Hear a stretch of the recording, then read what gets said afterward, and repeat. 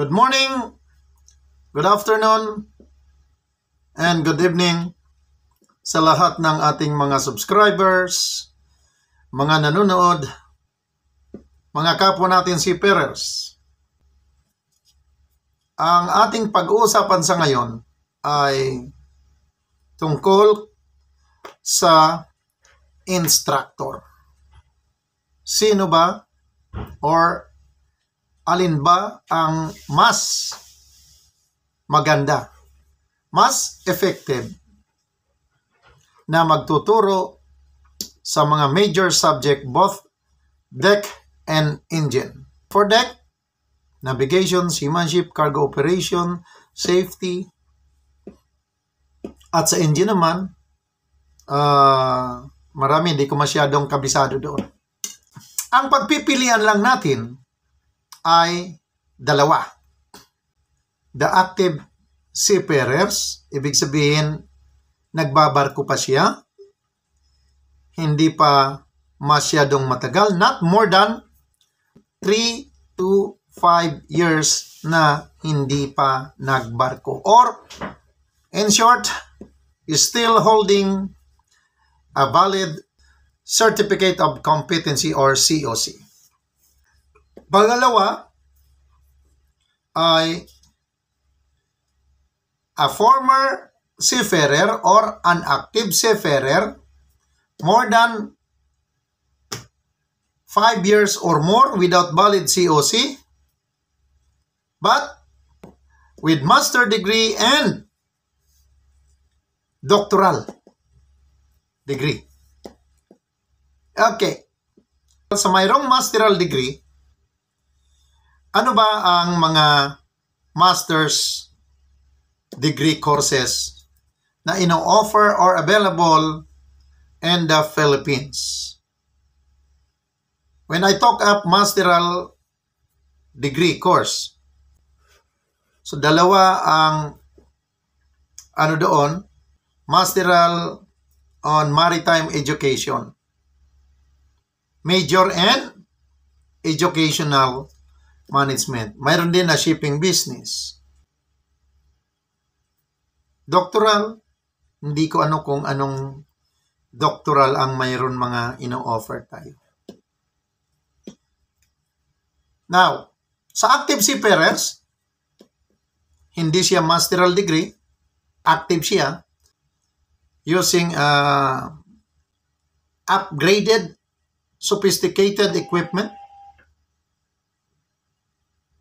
Updated siya sa mga nangyayari in shipping business. What I mean in kalakaran ng pagbabarko. So, ang tanong natin, sino ba sa kanilang dalawa ang mas effective magturo sa mga major subject like navigation, seamanship, cargo operation, safety? At sa engine naman, ganun din. The active seafarers ay, yun, talagang na-enhance siya. Kung siya magtuturo talaga kung ano yung topic doon sa subject matter, ay madali niyang ma-relate yung kanyang experience at madaling ipaliwanag. Lalo na ngayon every year nag-upgrade ang mga equipment, then marami. So yun ang kalakaran, yun ang ng isang instructor na active seafarer. Halimbawa, third mate. So nagna-navigate siya. Pag at sea 8 hours siyang navigational officer na nandoon sa bridge, talagang napapractice niya. Now, pagdating naman ng cargo operation sa port, napapractice niya rin. Sa second mate, napapractice niya rin yung paggawa ng passage planning, cargo operation, navigation. Sa chief mate, napapractice niya rin. Ginagawa niya every port yung loading and discharging. Navigation, napapractice niya rin. Si Kapitan, ganun din. Napapractice niya rin yung actual maneuvering. Docking in and docking. So, navigation, nandoon din siya kasi sulpot-sulpot lang naman si Kapitan kung yung barko niya ay kumpletong official. Now, pupunta tayo sa with masteral degree na matagal nang hindi nagbarko.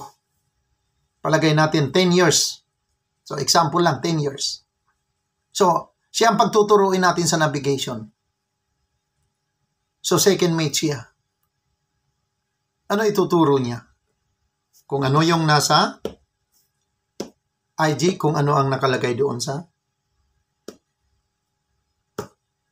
ready na syllabus or kung ano man yun. Yung iba kasi mayroon ng PowerPoint, babasahin na lang.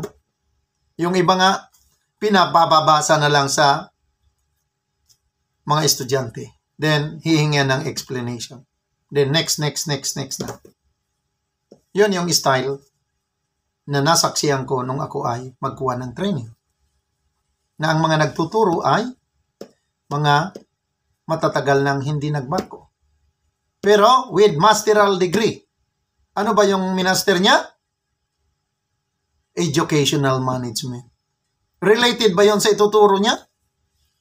Na navigation? Sino ba ang mas maraming alam? Yung active seafarers? Or yung may masteral degree na educational management? Kasi wala pa akong alam, aywan ko lang kung mayroon na ngayon na masteral degree on navigation, masteral degree on cargo operation, masteral degree on ship safety. Mayroon ba? O comment na lang kung mayroon. So, yun ang ating himayin at i-weigh natin. Kiluhin natin alin ba ang mas mabigat na mas maganda na magturo.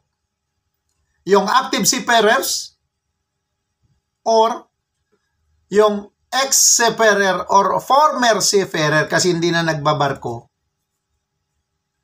with masteral degree of educational management. So the answer is yours. Which one among these two? The active seafarers or an inactive seafarers with a masteral degree, alin ba ang mas effective? Mas effective na magturo. Kaya nga naalala ko noon, before you will be accredited to renew your accreditation to teach in a training center, kailangan you should holding a valid COC. Hindi ko lang ngayon ko alam kung ganon pa rin ang kalakaran. Kasi nga, mayroon mga nagi akong kadete or mga bagong sampang crew. No. Previously, I worked in the cruise ship as a safety officer. Then, tuturo tayo doon ng familiarization and safety. I work in Norwegian Cruise Line before na yung examination sa safety familiarization ay 60 items. Passing is 56.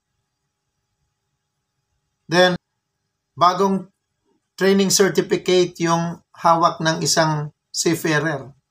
Basic safety. Launching of lifeboat procedure, hindi alam. Sabi ko, paano nangyari yun? Sir, wala naman nagturo sa amin.